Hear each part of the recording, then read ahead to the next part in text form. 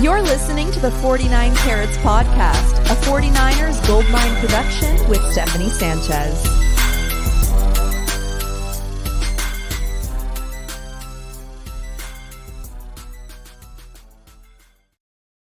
What's going on, everyone? Welcome to another edition of the 49 Carats Podcast. I'm your host, Steph. It is Wednesday, August 14th, and I am feeling wacky with my Wednesday co-host, as always, Dezi. Dezi, didn't see you last week. How are you doing this week? Okay, to update you guys, my son had the Brock Purdy on Friday. He underwent surgery to repair his UCL and had the internal bracing.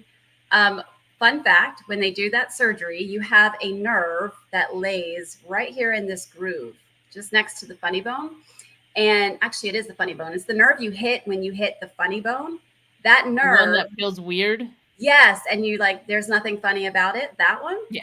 So what they do in surgery is they have to move that nerve out of the way to do the repair. But if they put the nerve back, it'll sublux. It'll keep moving in and out. So what they'll do is they'll move the nerve and permanently put it in a different spot. So the most painful part of this was the nerve pain after surgery. So it was a rough weekend. He missed school on Monday and went back yesterday. So now he's just frustrated with the whole splint, and it's hot and itchy and yada yada. But we're out of the woods. So I'm thankful for that, and thankful to everybody who gave support and kind words when I had posted about it on Friday. So we're good. Now I can focus on what's happening with our precious 49ers. And, Steph and I were talking prior to coming on here. She's like, the brick wall. I'm like, I need something to hit my head against as we talk about things today. Because I don't know about everybody out there, but I'm feeling a little frustrated. For the audio listeners, Dezi usually has either a mansion as her background or a big 49ers logo. Today it's a brick wall. So yeah, we're definitely frustrated. But she has a big logo on her hat, which I was kind of poking fun about. But yeah, we are frustrated. And Dezi, I told you we didn't do a show last week, but honestly, we're still talking about the same thing we would have last week. So I guess we didn't miss too much. But it seems like every day there's a new update on Brandon Aiyuk, but it's kind of just more of the same, and we're all still kind of waiting. The one that happened yesterday, of course, and I'm going to put this here up on the screen. Actually, I'm going to go back. So from yesterday, the Ian Rappaport report that said Steelers and 49ers had a deal in place, and Pitt and Aiyuk had a deal for an extension in place as well. 49ers just had to give the final sign-off for it to be complete. Oh, and then also 49ers had an offer out to Brandon Aiyuk on a long-term deal that Brandon Aiyuk hadn't given the final sign-off on. So just two sides playing hardball as they have been. But, Jerry Rice, who I tend to listen to when the GOAT speaks, I listen. He did say, I think this was late last night, because it was 15 hours plus ago. He said on Instagram, I guess we will all find out tomorrow, GOATs. Will he stay or leave? And it was a picture of Brandon Aiyuk. So everyone's like, well, what does he know, right? Does he know something that we don't? And I mean, what do you think of this? Do you think he knew something, anything? Well, first of all, shout out to you for the golden goat on the goat chimed in on Aiyuk. I just want to take a pause and the emoji, yeah. Yeah, the cleverness behind that was amazing. When I saw this tweet come out, because I did get notified, and the first thing I thought of, I have to be honest, is I looked at my watch. I was like, well, it's past 8/8, which was the date that I said that all of this would be done. But I was like, I'm still closer than Steph was. So no, it's if it's past the date, we both lost. We both lost our bet. Okay. No, but I definitely think that he has his finger on the pulse, right? I definitely think he obviously, he's a legend. There's not going to be anything that he's not at least somewhat aware of, knows of, has his connections, I'm sure. So I definitely paid attention to this. I definitely piqued my ears and was definitely on my feet. on my toes all day today, actually, just kind of waiting for the word to come through. So I was Great. hoping it was going to happen right before we came on, so we could be, I don't know, I tweeted right before this pod and was like, okay, we're either going to have laughter or there's going to be immense sadness. Let's see what happens. And we have neither yet. I mean, we're still just waiting. So for now, it's just frustration, as it has been all off season. But yeah, I mean, I guess I was hoping something would happen today too. I keep wishing that if something's going to happen, it's going to line up with one of my already scheduled shows. But we're live now, and the latest update that we can give you is that Brandon Aiyuk was at practice today. The 49ers held practice. And you guys recall, like a week and a half ago, a little over a week now, there was the infamous handshake, the dap up of Brandon Aiyuk with John Lynch and Kyle Shanahan at training camp. And that was one of the days that the fans were there, so we got to see it. Brad of the SF Niners was the one who put that video out, and it caused a big frenzy, as you can imagine.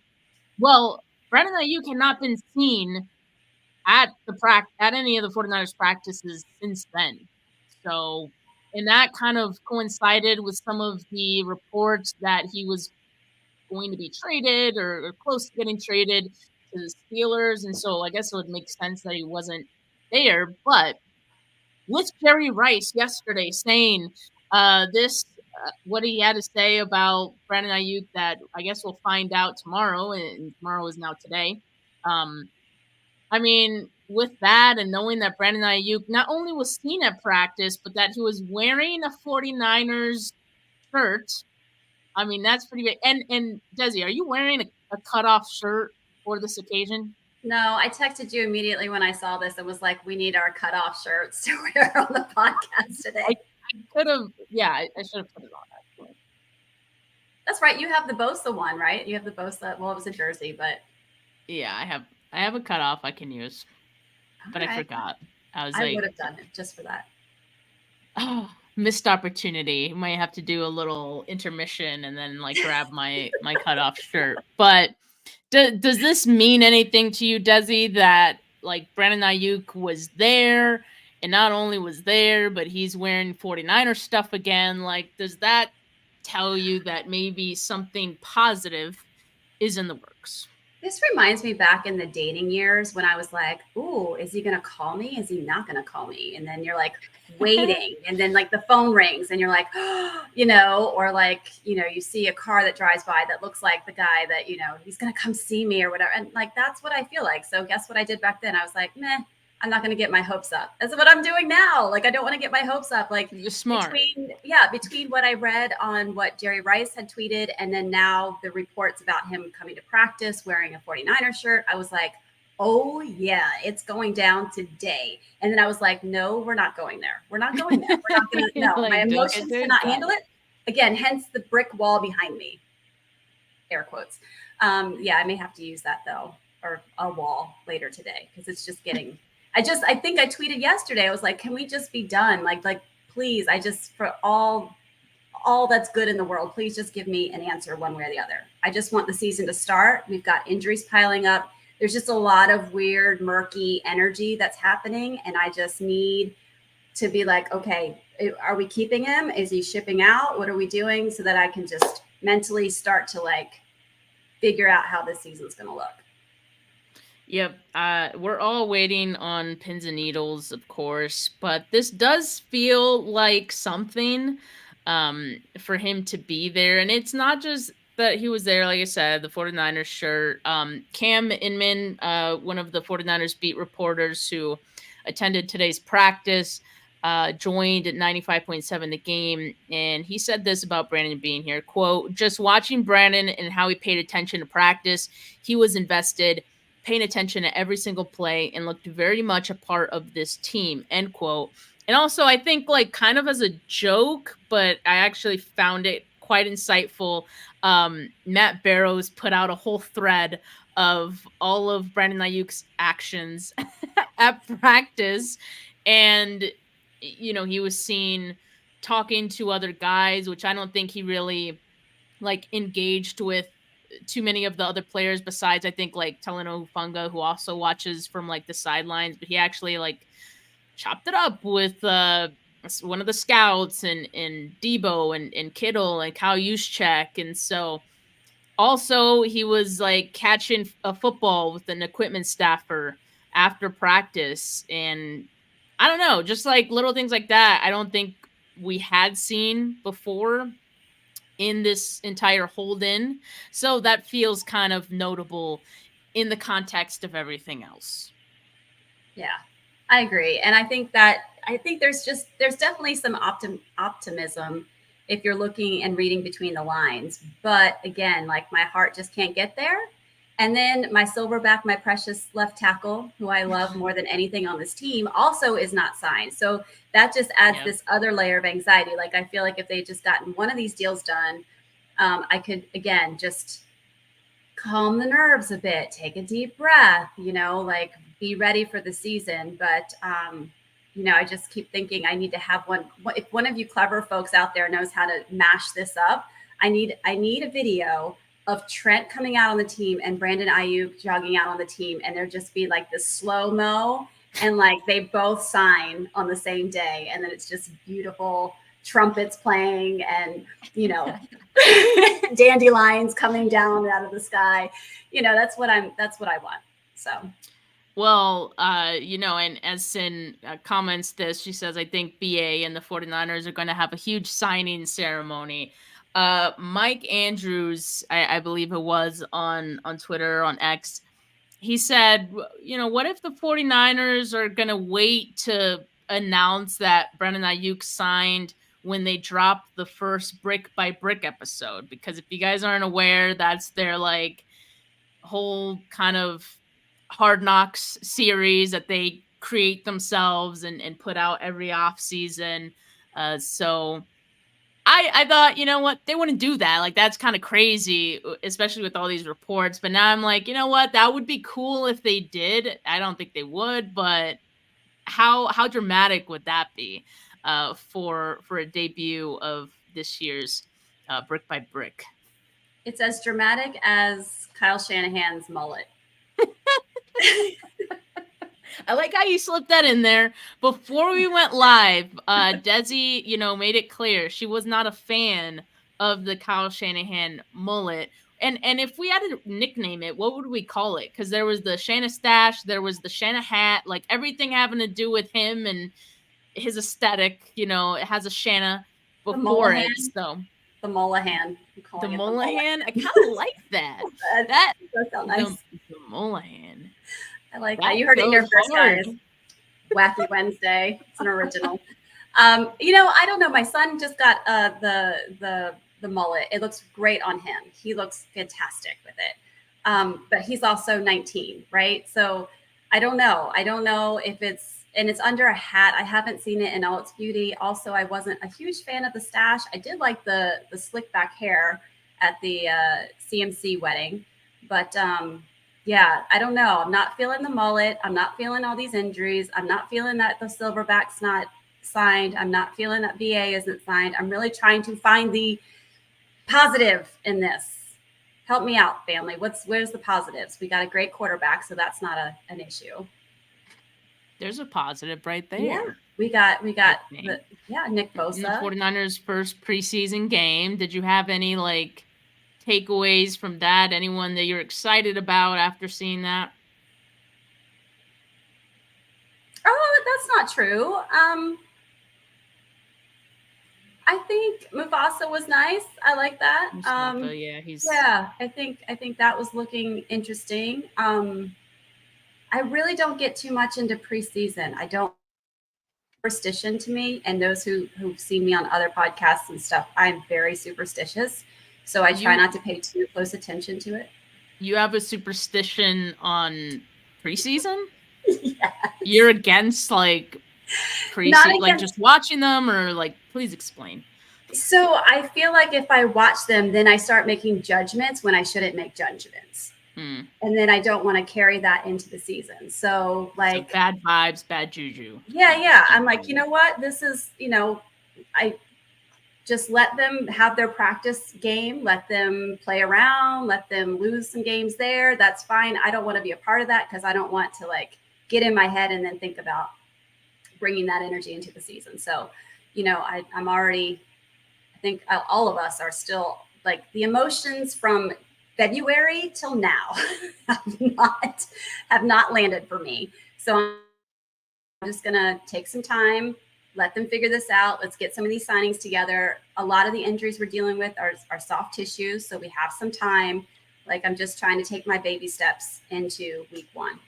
Well, yeah, let's talk about the injuries. And I think there's actually some updates to these from today's practice. So as I look through here, I'll let you know what those are. But yeah, this is quite a big list of injuries, Desi, and like you said, a lot of soft tissue. Are you growing concerned with these kind of piling up, or is it kind of par for the course at this time of the year? And hey, the Vikings are dealing with a few injuries themselves, right? Yeah, JJ McCarthy is out for what, like at least almost half the season for sure. No, the whole Definitely. season. Did he already say a whole season? Yeah. So, no, this is affecting us at a lot of different positions, and that's just the nicks and dings in the start of a season that I don't like to see because it is a long season and they're already going to get more dinged up. There's more opportunities for these things to pile up and get worse. So, obviously we've got people with injuries that are requiring surgery, some having casts, some having return from surgery issues. And then you have just like Christian McCaffrey with the calf. He's usually the guy that pays so close attention to his body and he's so thoughtful about that. I mean, anyone can get dinged up. He is getting a little bit older for that position. So there's just a lot of things that are just kind of just unsettling in the sense of these injuries. Yeah, I definitely agree. Although it did give me some solace knowing that if it had been a regular season game, like knowing Christian McCaffrey would have been out there, it's like, okay, all right, you're just being cautious with him. It's not a bad idea for the 49ers to be a little superstitious about the preseason and just keep one of their best players safe and out of it if they could protect him. So the updates from today's practice, Mitch Wishnowsky, he's still not practicing. He's not on this list. I kind of forgot about him, to be honest with you. But Braden Willis still not practicing with soreness. And now I'm like kind of wondering about that because it's like, okay, the game was Saturday. Like I understand. Like that just feels like it's more than soreness potentially. But I don't know. What is your kind of feeling on soreness? Like could that be another word for like bone bruise or like I don't know they like to stay vague and so it's really hard to say. I mean I've definitely been wrong. I mean I've thrown some scenarios out there and just been they'll try to steer you one direction and then it's not even that. So I don't really like to put it out there, but yes, to your point, it could be anything from a bone bruise to muscle, soft tissue, strains, sprains, all the above. And then that's just the trash can diagnosis that people give before they have a definite diagnosis, right? So you can say, oh, it's a knee strain. And then later it's like, oh, it's a partial tear of the MCL or, all these things. So this is the thing. It's really tough. You look at this list and you say, well, what's, Ambry Thomas, we know, broken forearm, right? Kalia Davis, we know that he's going to have knee surgery. He's going to be out at least half the season. And I was trying to look it up. He missed a lot of time in college too for a knee injury. It took him out the rest of the season. I can't remember what it was. And he's had I think a couple, was it his rookie year? He had a high ankle sprain and he missed time there too. So he's had a number of injuries. So I worry about that. Ricky Pearsall, is he on this? Yeah, Pearsall shoulder. Shoulder injury. I don't love this list. And I feel like this is more than where we've been in the past couple of years. I don't think we've had a big injury season since 2020. So this is a little concerning. I'm not going to lie. Yeah. I'm with you. Now remember when, who was it? With the head of like athletic training or something like that. Yes, I was Atlanta Hawks. literally, we're vibing, girl. We're vibing. I was going to say that. You sent me something earlier in the summer, and I hadn't seen it even before that they had hired a new, was it a strength and conditioning coach or? It wasn't strength and conditioning. The guy who got hired away, and I'm trying to find it because I literally did have a tab open for this like yesterday. But you know, I have so many tabs from like Brandon Aiyuk images they have to find for my thumbnails that things get lost. Yeah. So I'm trying to find that same one. But yeah, he was. Oh, okay. You sent it to me. I'm getting ready to look at our. I did, and Ben Peterson, head of player health and performance. That's who it was. So head of player health and performance. He went to Atlanta, Atlanta Hawks. So, and I think they didn't even like hire his same role. I think they like promoted from within or something like that. I'd have to actually look on the site if they have information on that. But now, do you think that could be part of the reason that we see some of this? I mean, I there is a strength and conditioning, like head of strength and conditioning, and that's separate from this. I don't know the difference in day to day, what that's like for each of those, sides, but losing that role, the player health and performance guy, and looking at these injuries, it's easy to see a correlation, I guess, or like want to find a correlation. I think the truth is a lot of these things are protocoled, right? Like there's a lot of things that are already protocoled. So you just kind of fit into the box, you follow this protocol, and that, that equates to X equals Y down the road. So I don't know that it depends that much on that, unless it's just that person's in charge of hiring the team that's taking care of these athletes. And, are they up to date on the most recent scientific data out there? Are they, holding players accountable? Are they running them through the proper transitions and gearing back to health, or gearing up for protection of like ACL tears? There's a whole protocol for that. And so it just depends on what happens behind the scenes. And I would have to say that the person that oversees all that is important. But a lot of these things are also protocoled. There's set standards and things that are put into place. I don't know. I still think that their medical provider and stuff is the same. So I don't know. Right. I wouldn't expect much else to change. So it might just be a loose correlation, but I wouldn't put too much into it. Okay. Yeah, because I've already seen a lot of people trying to say that's why there's all these injuries, and it's crossed my mind too. So like I don't know. It's just, it feels too easy to to make that correlation. It's possible, but I can tell you, I work in healthcare. I've been in healthcare for over 20 years as a provider, and you can tell.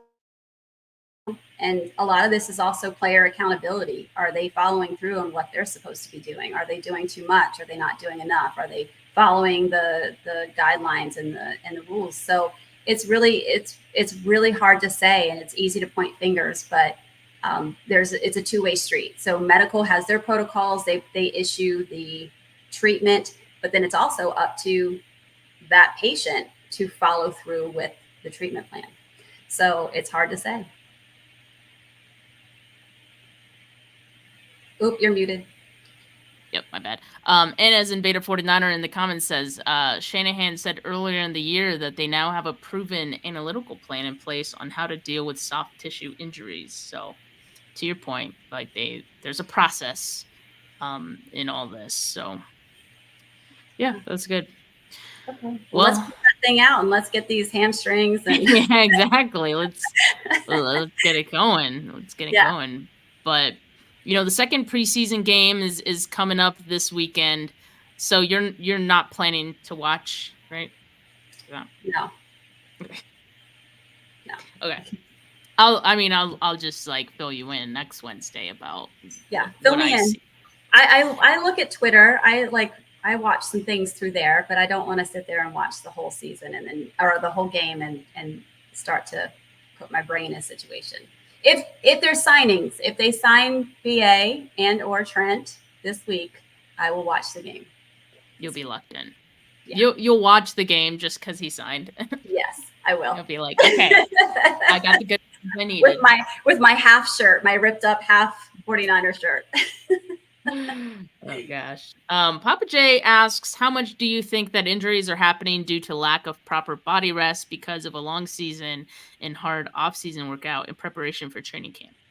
This is something that I was worried about when they added the extra game in the season, the regular season. I think I saw when they were talking about adding yet another game, but then adding a second off week, bye week. I think that would be better to have 2 off weeks during the season if you're going to extend it. But I definitely think there's something to consider there. You've got to have your rest. You mentally, emotionally, physically, you got to have time with your family. There's a lot of importance to that. And I'll put this out there to your point. My son came off his high school season. We had a little bit of a break. He got back into throwing, but we were very particular about how often he threw. And so he was supposed to throw at a meet for regionals, and then he was going to take a break for club championships and just run for club championships. And then we were supposed to be in Texas for Junior Olympics the week after that. So he was only supposed to throw twice in July. He threw a personal record or personal best at regionals, but his coach called and said, hey, I know he's planning to run the relays, but I think he can win. So do you sure you don't want him to throw javelin? So I asked my son, what do you want to do? I was like, we had planned to skip this to give you the rest so that you had it for Texas. And guess what? That's what he tore it. He tore it on his last throw when we weren't, if we'd stuck to the plan, because rest matters. So I will put that out there that, that's part of his injury was because he had already been having a little bit of irritation there. And then on that last throw, that was it. So I definitely think there's something to it. I don't know. I don't have the exact answer for you because there's just too many moving parts, medically speaking, to these teams to be able to give you a straight answer, but it does matter. Yep. There's a reason that Nick Bosa goes to sleep at 8 p.m. every night. And I think it's going well for him so far. Agree. But Dezi, I mean, that's all like I really had today. I know that we're still waiting on this Brandon Aiyuk stuff, and we're hoping something was going to happen today. Not saying it won't. I mean, there's still time in the day for something to happen. I think I'm starting to lose some hope that it's going to happen today, though. And I've said like 5 separate times and 3 in like the last month that I felt like something was going to happen like that day. Like, it still hasn't happened. So I'm not holding my breath. Let's just say that. I hope you guys aren't either. But I do think something's going to get done here. I do think it seems to be trending now towards the 49ers and Brandon Aiyuk working something out. So that's, I guess, what's making me feel a little bit better about all this. Yeah, I think I can honestly say I'm about 10% more optimistic than where I was a week ago. That's pretty good because I feel like, the last time we talked, I remember I was like 60-40, and I think I was like 60-40 at one point that he was going to get traded. Mm-hmm. And I have flipped so many times. So yeah, I think now I'm a little more on the optimistic side, and I think for now that's good enough. I'm going to continue to be patient. Hey, we've already waited this long. I mean, what's another week, right? Any Trent news? No, there really isn't any Trent news. Like I tune into like the beat writers and their podcasts, and even they don't have anything on the Trent front. Like no one really knows anything about how that's going. But that's one that I'm not too worried about. I guess like timing wise, I'm worried about it just because we're getting close. I do want Trent to be at camp or like in practice before week 1, just so he can get back into the swing of things. But I know they'll get something done. Like it's Trent Williams. You have to get something done, right? There's no question about it. So our entire offense runs through the left side. So yeah, we've got to do that. Yeah, exactly. So there's not many like bargaining chips, I guess, that the 49ers can get on a discount here. Stovey 4x4ing. Don't say those things. My heart just dropped. Oh, unless he retires. So I've seen people like think that is he contemplating retirement. I mean, I thought he had already like made the decision to not, and I thought he had already like said that he was going to continue playing. But like, I mean, he's kind of getting the taste of retirement right now. You know, he's not at training camp. He's back home in Texas, and maybe he's enjoying it. I don't know. I really hope that's not the case. He could to the 49ers threaten retirement, like if he doesn't get like the payment that he wants out of this. I could see that being a possibility. I just don't know if he'll actually go through with that.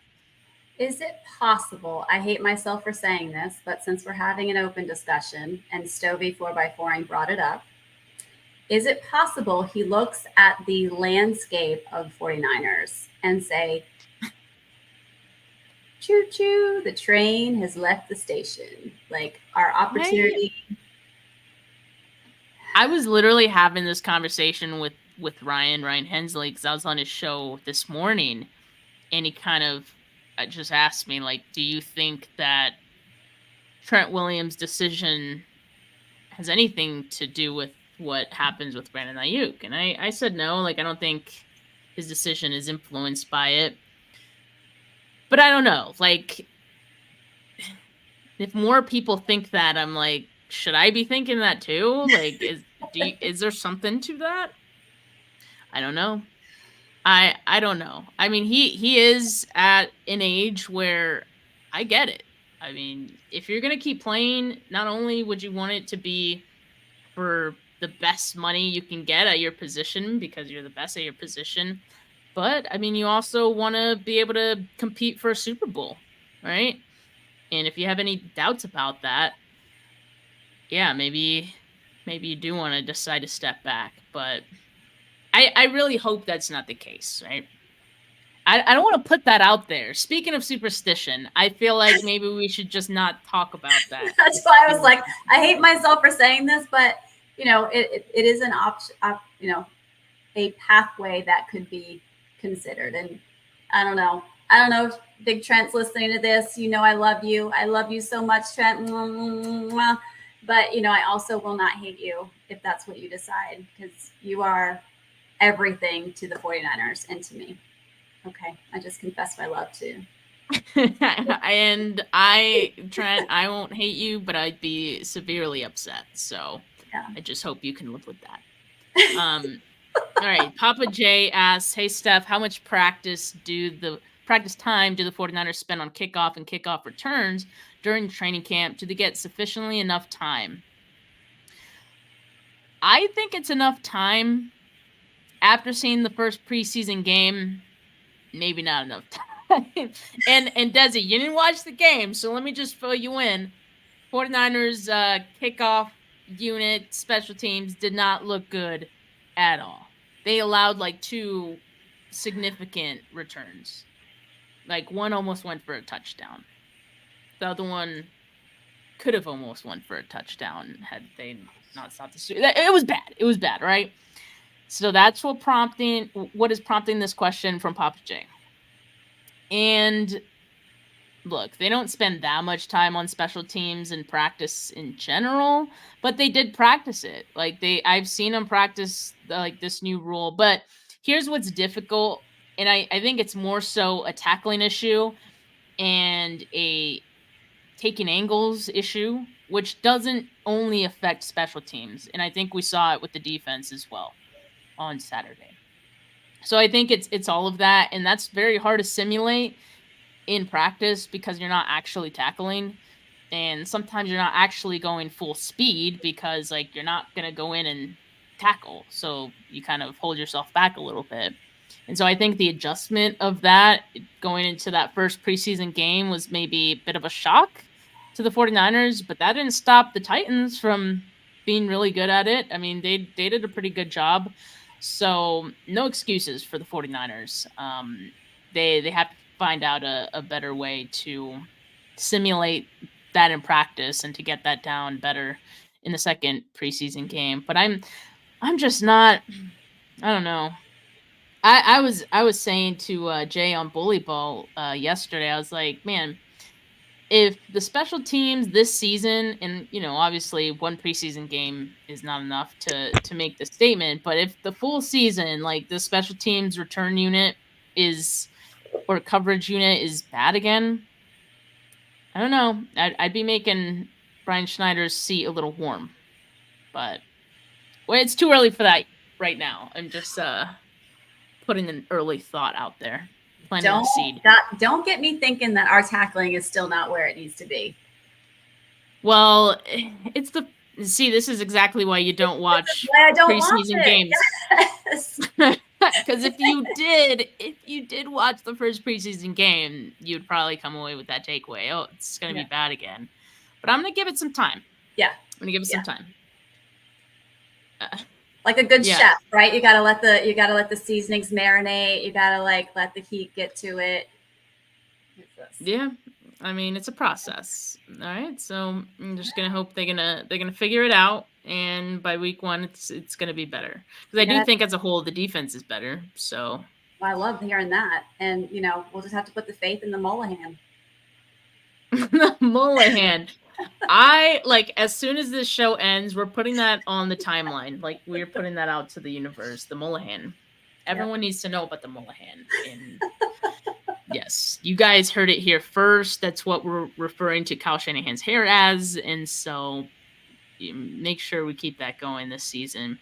All of a sudden, you're going to like it, Dezi, just because of that. It's a cool name. Yeah. Yeah. 100%. Yes. So we got another question here before we head out. Getting concerned with Pearsall. Dezi, I want your take on this one because this is a re-aggravated injury of his shoulder. And again, it's kind of vague, right? Shoulder, what is that truly?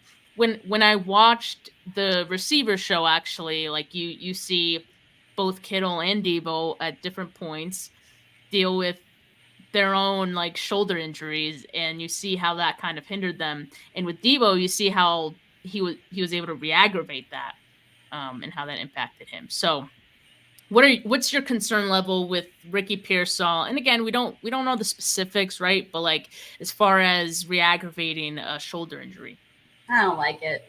I don't like it. I don't like it at all. We still have a situation with Brandon Aiyuk. Situation with Brandon Aiyuk that we have now, and we had a healthy Ricky Pearsall, I think that would also calm the nerves of a lot of 49er fans. But that's not the case.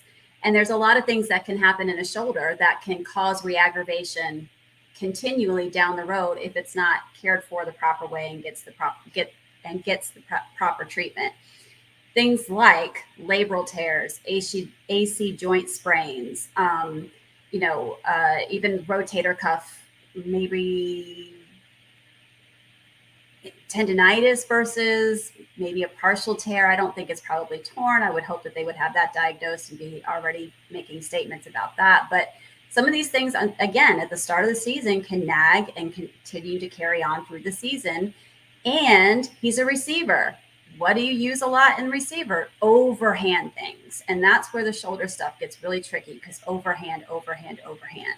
So I am not loving the situation with Ricky Pearsall, and he's a rookie, and rookies already have a lot on their plate coming into a Shanahan offense that they have to learn so much and just be accurate with. And then you add on that you're injured and you're missing that time on the field. It makes a difference. Yeah, and as Invader says in the comments, Pearsall didn't miss a game in 52 in college due to injury. Yeah, he didn't miss any games in college, which is the crazy thing now that he's now had 2 injuries, one that he's re-aggravated twice, so 3 separate instances in his short time in the NFL. So this is pretty crazy. And so, yeah, I hope it doesn't turn into something serious for him. And yeah, because the 49ers might need him in his rookie season. Hopefully they won't, because hopefully they'll get something done with Brandon Aiyuk. But yeah, it'd be nice to see him out there at some point this year. So hopefully that does come around. But Dezi, it's been great to talk to you again. It feels like we're talking about the same thing we did the previous show, Brandon Aiyuk and injuries. How about next week we talk about guys getting healthy again and Brandon Aiyuk signing his deal? How about that? Like, yes, I'm here for that. Let's set our watch to it. I won't have the brick wall. Next time I'll have yeah, the brick wall will come down. That will come down. All right. Well, for everyone that tuned in, like this video, make sure you subscribe to the channel if you haven't yet. Audio listeners, leave a rating, leave a review. I just got a quick question here. Pooney a starter? I think so. I think he starts week 1. He has definitely deserved it. But for now, have a good rest of your Wednesday, folks. Peace.